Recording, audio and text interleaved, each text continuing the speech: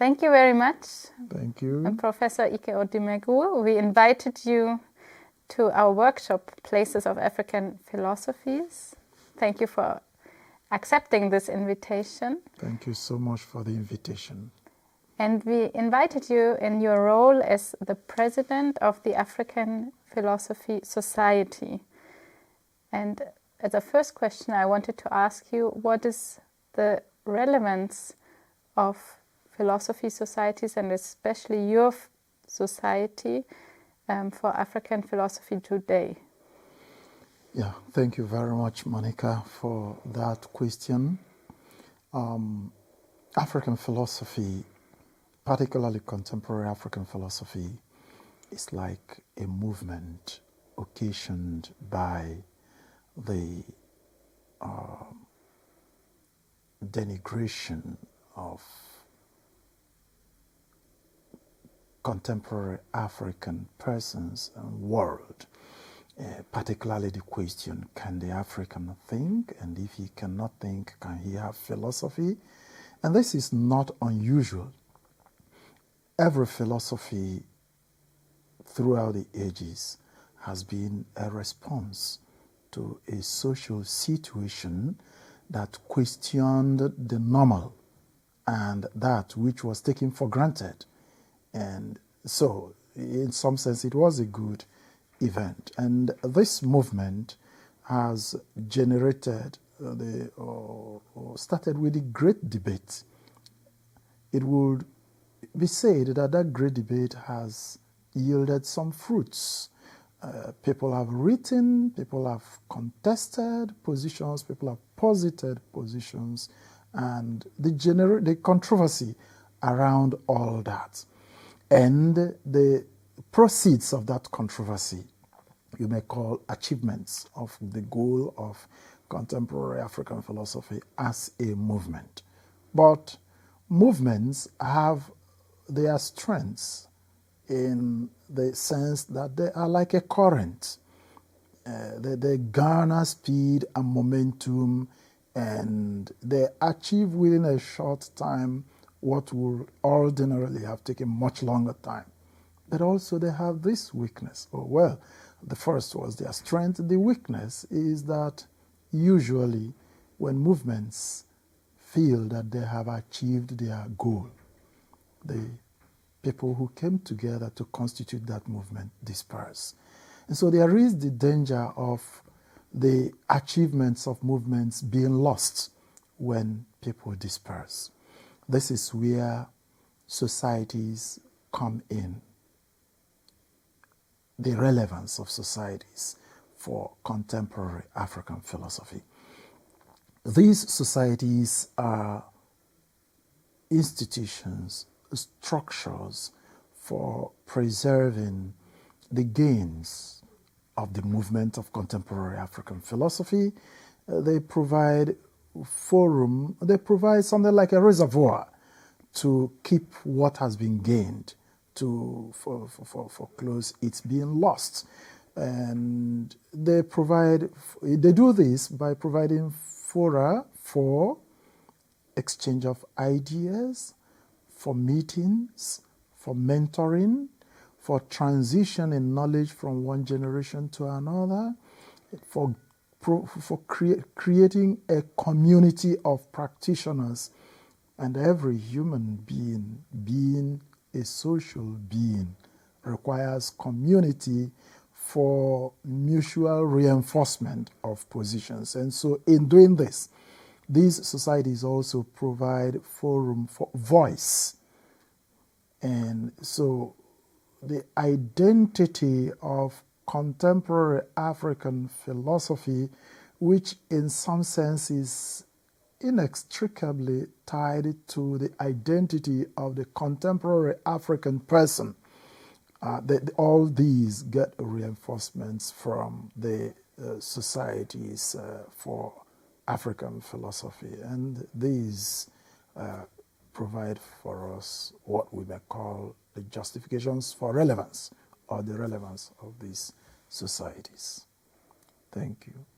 Thank you. Thank you very much for this answer. And you already touched upon institutions, societies, and also in your publication and your own research, you're concerned with topics such as politics, democracy, governance. And I was wondering if you could elaborate a bit on the relationship between politics and philosophy, between the politician and the philosopher. Yeah, thank you very much. This is a theme that is dear to me and that dates back to my student days. When we were at the undergraduate level, Marxism, communism was still in vogue, and wherever students gathered, if they were science students, they would be discussing evolution. If they were social science or humanities students, or particularly philosophy students, they would be discussing Marxism and communism and the overcoming of the spirit and capitalism and all that. And so the connection between politics and philosophy came naturally. Marx was a philosopher, and his philosophy has generated this global and persistent political controversy. And so, again, watching the practice of politics in Nigeria, I noted a whole lot of faults, deficiencies, what you may call wrong practices.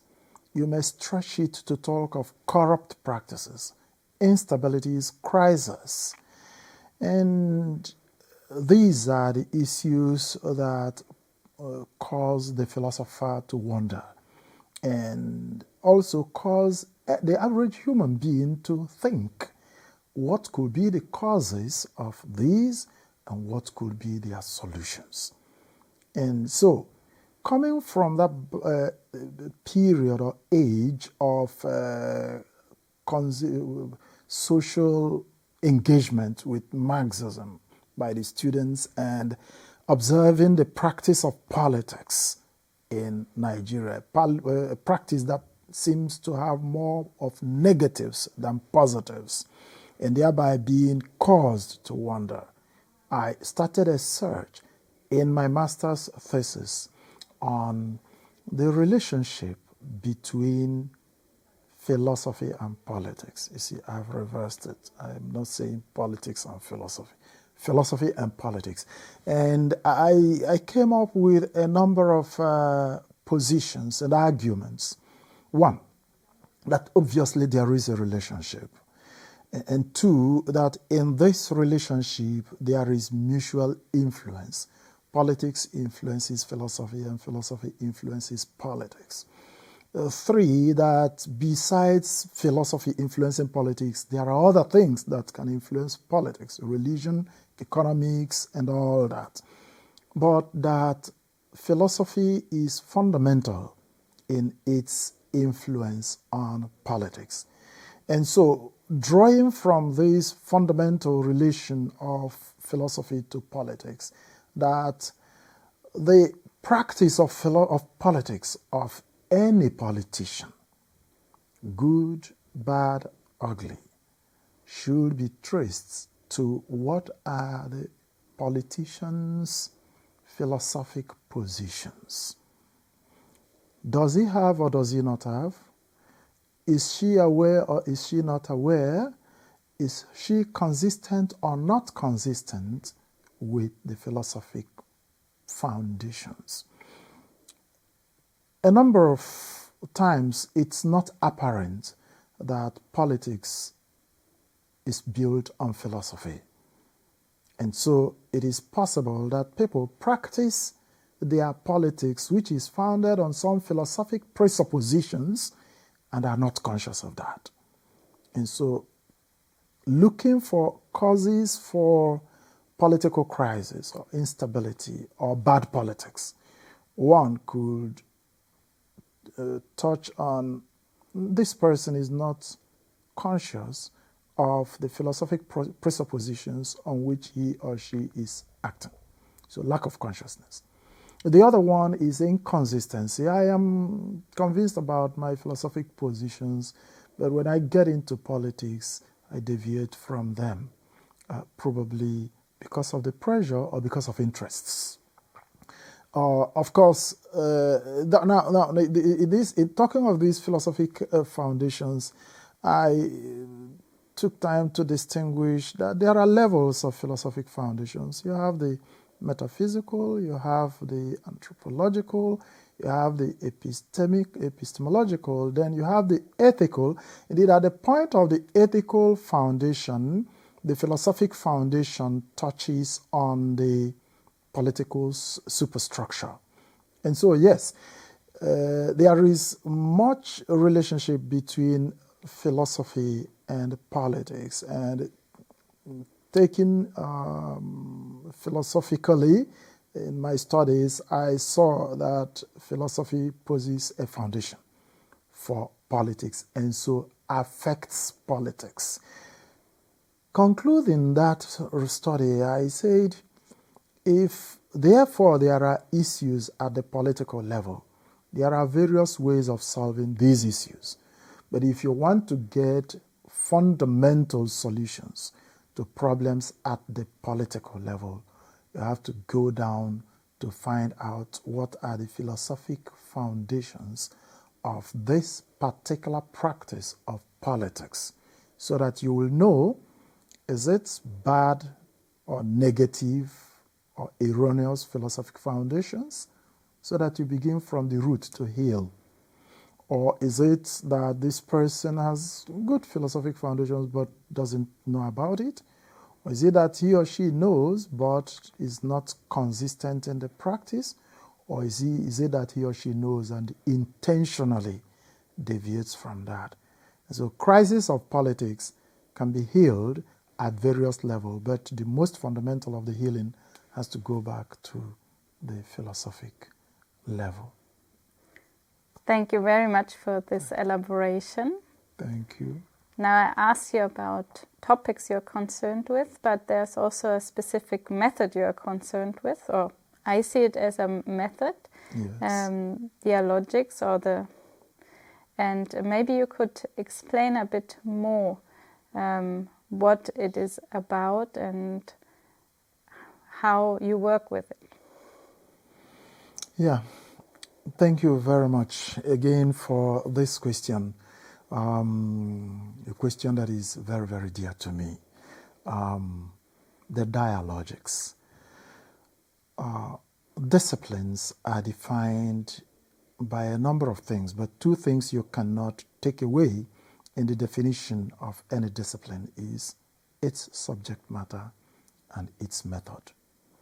And subject matter, while it defines disciplines, also cuts across disciplines. And so life, for instance, can be studied by biology and also by philosophy. Language can be studied by linguistics and also by philosophy, and so on. And so it would seem that beyond the subject matter or content as a defining element, a more specific defining element is method. What is the method that philosophy uses in studying life, for instance, or language? And so my engagement with dialogics came from a combination of sources and encounters. But again, going back to my student days, my doctoral thesis on integrative personhood, I was searching for a concept of the human person that would be developed consistently from the African communalist worldview. Yeah, when people propose, the African is naturally communalist, and communalism defines Africa and African philosophy. If these are mere regurgitation of popular statements along the street, then probably that will be good enough for popular philosophy. But for academic philosophy, there is the need for rigor of definition, conceptualization, and theorization. And so in the search for who is this African person, but beyond the African person, what is a concept of the human person anywhere, anytime, that can be developed from a worldview or a metaphysics of a communalist metaphysical foundation or background? In the search for this concept of the person, I came upon the concept of integrative personhood. Integrative personhood, which is the enduring self-presence of being, constituted by individuality, constituted in individuality and communality by the dialogics of presence. So you see how the dialogics, the method that makes possible the constitution of the integrative person. Now, why the dialogics? Initially, I wanted to use the dialectics as the method of that study. But two things. One, the presupposition, one of the presuppositions of the dialectic, particularly the Hegelian dialectic, the need for violence, conflict, and confrontation in the eruption of development or evolution of reality, or the movement of the absolute spirit towards the realization of freedom. Now, I was not comfortable with that because the world that I experienced as I was growing up did not teach me that violence was necessary for growth and development to take place. And so intuitively I questioned that presupposition. And then the question of the stages of the dialectics, the thesis, the antithesis, and the synthesis. I saw some gaps. The thesis, yes, I can understand. You must start from somewhere. Wherever you are starting from, you are presupposing something. But when you have started from somewhere, you should be consistent with where you're starting from. And so, accepting the thesis, that the next step is the antithesis, seemed to me there was a gap. Before the antithesis poses itself as an antithesis, it proceeds from the thesis. And that moment of proceeding from seems to be buried in the desire to pose the antithesis as an antithesis. And I say, no, let's recognize it. And so I call it the enthesis, the process, the moment of proceeding from.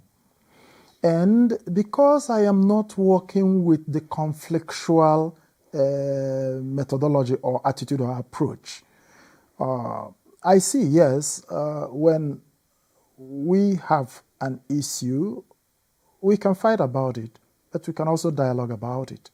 And we can have differences because naturally my position must not be your position. But we can also look at where are we going, and it seems that where I'm going is where you're going. And so proceeding from, the next step must not be a fight or a conflict.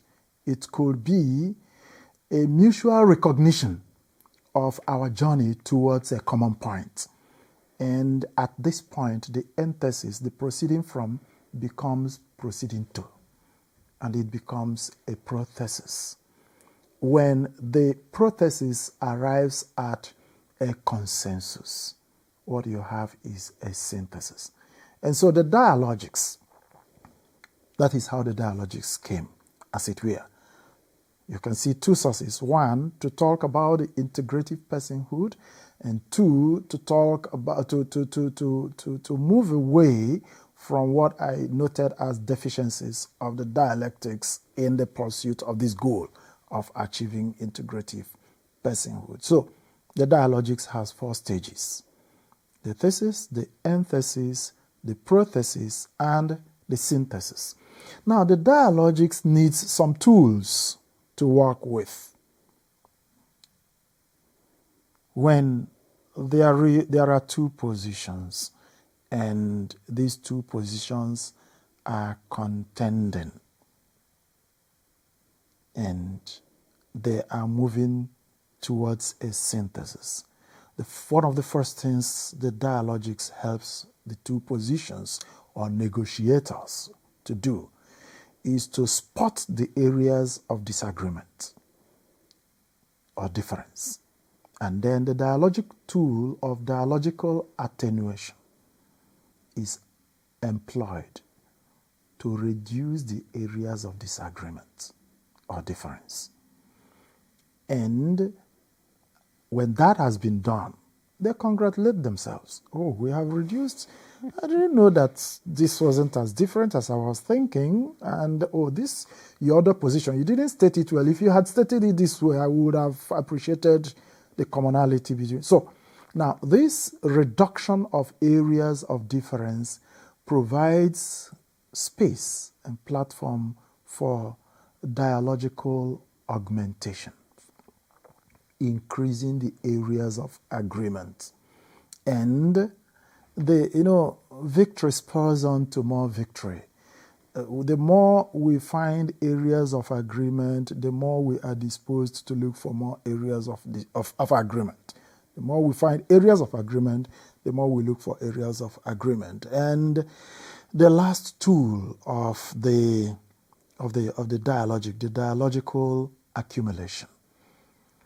Dialogical attenuation reduces differences, augmentation increases commonalities, accumulation brings out all the achievements that have been made, puts them on the table. Oh, let's congratulate ourselves. We've done so much work. And when we come back to the negotiation, this becomes a starting point, the agreements that have been. So the application of these 3 tools helps the dialogical process in the achievement of synthesis at each time. There are also a whole lot of principles that the dialogics works with, but we can leave that for another day. I've applied the dialogics in a whole lot of studies. Initially, as I said, it was to understand and develop a concept of the human person that develops authentically and consistently from the African communalist worldview.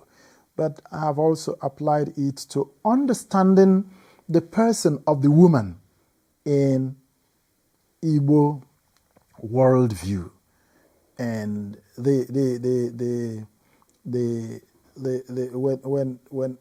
that is why I think in my intervention yesterday I made the distinction between feminism and or the various strands of feminism, where a number of African women gender scholars say, no, we are not feminists. We are interested in understanding the woman. So the fact that the focus of their study is on the woman does not make them or translate them into feminists. And so the application of the dialogics to the woman was to understand the woman in the Igbo worldview, in the Igbo family, for instance, as that bridge that holds together, that voice of dialogue and reasonability, that soft voice that ultimately calms down and stops the roaring voices, and somewhere along the line constitutes the point of unity of the family. That was the application of the... And I've also applied it to the concept of justice, where I argued for restorative justice or integrative justice, integrating retributive and restorative justice in order to harness the positives from the two to achieve the concept of integrative justice, and some others. Thank you very much, and thank you also for teasing out some connections actually between the subject matter question and the method question. I see they interlink very well. With my last question, I want to bring you back to the context here in Hildesheim. Our center, Philosophizing in a Globalized World, GLOPHI, is conscious and critical of unequal power distributions within the field of philosophy. These are based on being in different world regions, between languages, between genders as well. So I would like to ask you, how would you address these problems? Yeah, very interesting problems, issues, equality, and within philosophy. The first thing, now applying some of the principles of the dialogics, one of the first principles is recognition of position. That if you take regions or gender or language, if there is a relationship, of course, equality talks already of relationship. If there is a relationship, one of the first things that must happen for the relationship to work is that I recognize that the fact of my having a position and wanting the position to be recognized imposes on me the duty to recognize that the other has a position. And the fact of talking and wanting to be listened to imposes on me the responsibility to listen when the other is talking. Indeed, it imposes on me the responsibility to recognize that the other also has the right of talk and that I have the duty of listening. However, these recognitions go to some presuppositions. You cannot have a positionless position. That kind of claim will be difficult to sustain. And the popular saying, if you do not say here I am, no one will say there you are, applies in the relations of positions. The regions of philosophy have to state and develop their positions. It will not be developed. I will not come developing your position.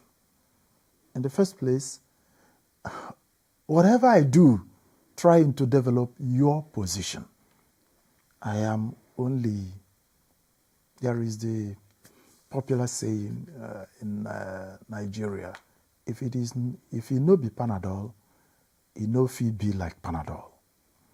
So a person's position is that person's ontological and epistemic and moral and political right and duty.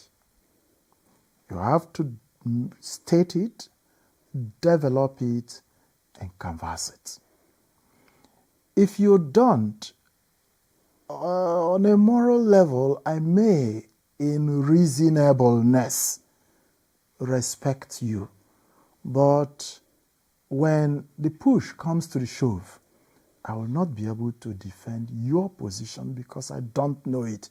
Reason, you have not stated it. And so mutual respect for positions requires that each group, whether it is a matter of region or of language or of gender, should work to develop their own position and market it. The first, which I will roll back again, is when I have a position and you have a position, the next thing is a handshake. Indeed, in the development of the integrative personhood, I think that will help us. The self begins by wanting to protect itself. And a number of times, this self-protection is seen as, I lock my cocoon. I stay here. I don't want distraction. I don't want disturbances. But the communality of the person ultimately will mean that, for instance, I may need water. I may need food. And if I drink, then I will need to ease it out. So I'll go to ease myself. If I eat, the same way. And that in none of these can I do for myself 100% the provisions required. And so the first instinct of cocooning myself is broken by the communality of personhood, which compels me to open my cocoon to reach out. This reaching out is a recognition of another self that also needs to reach out. And so, equality is motivated by the mutual recognition of the limitations of the cocooned selves. If I think that I will reach out on my own terms, exclusively defined, then it is already an invitation for crisis or invitation for rejection. And that is something that can happen and does happen. This requires that we again put on the dialogic attitude, openness, mutual openness, mutual recognition. And so, having discussed this theoretically, what do we do, for instance, as a region? What should each region do? Develop your own philosophy and develop it so robustly that it should be attractive. On matters of gender, the issues are clear: personnel and content. Well, an example from my own department of philosophy, the first 15 years of the existence of the Department of Philosophy in my university, there was no female. And it became a joke in the university. If you want men's department, you go to philosophy. There are no nonsense people. But that was not a good joke. It was cajoling us. But we reminded the university that by the rules, structure of the university, we don't employ. It is the university that employs. And so, well, that ding-dong continued for quite some time. But fortunately, we have a significant number of female scholars, philosophers in our department now.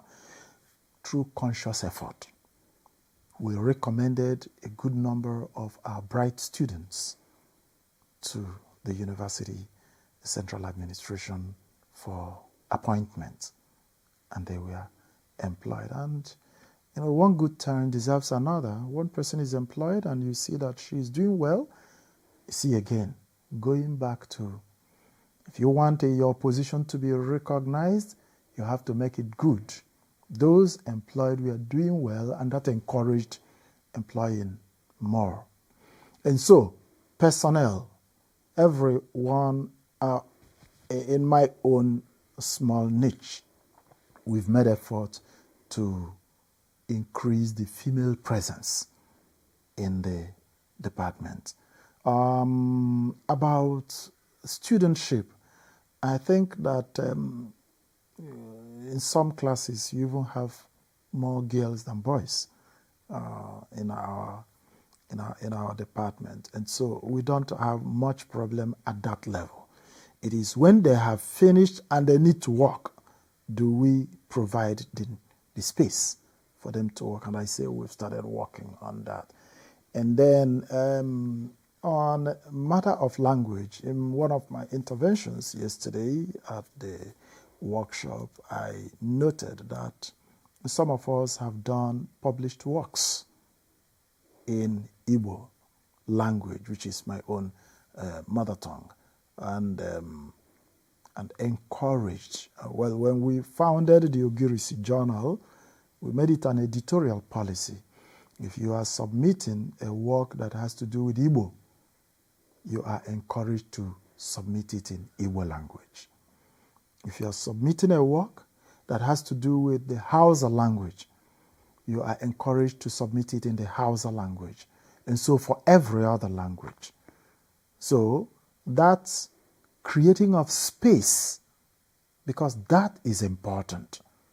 If you're talking of equality, then space is important, particularly if you are holding the head of the handle.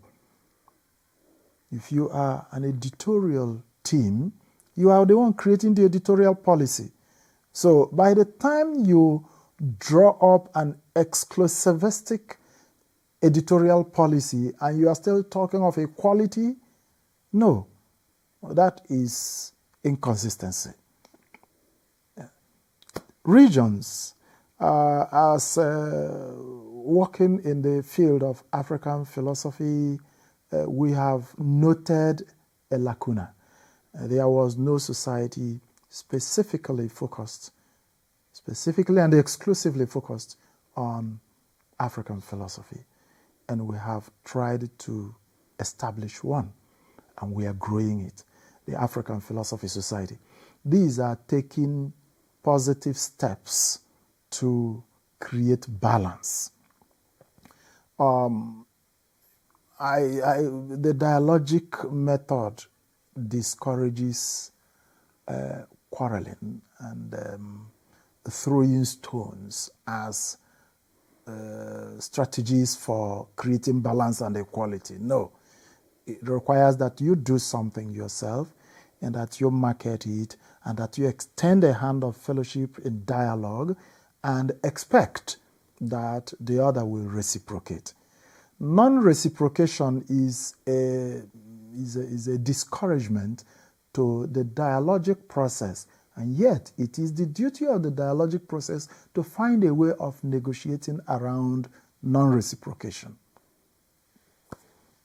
Thank you very much.